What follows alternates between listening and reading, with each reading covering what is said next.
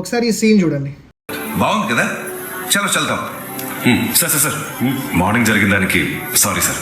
అరే ఆ విషయాన్ని ఎప్పుడో మర్చిపోయి వదిలే. Thank you sir. Bye sir. ఎలా తట్టుకుంటున్నావురా? ఒక రోజులో ఒక అరగంట నాకు నచ్చినట్టు గడవలేదు, దానికి జీవితాంతం ఏడుస్తూ కూర్చోలేను కదా. వా, నీ పాజిటివ్ యాటిట్యూడ్ కి hats off Bhaskar. Thank you.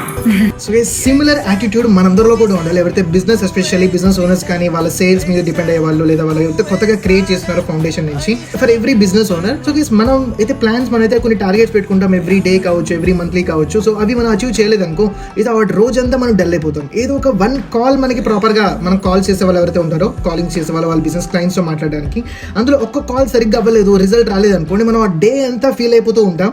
So guys, positive attitude maintain చేసుకోవాలి. ఆ వన్ కాల్ రాలేదని చెప్పి రోజంతా వేస్ట్ చేసుకోవడం ఎందుకు? నైస్ డైలాగ్ కదా. సో సిమిలర్ పాజిటివ్ యాటిట్యూడ్ మనలో కూడా మనం మెయింటైన్ చేసుకోవాలి.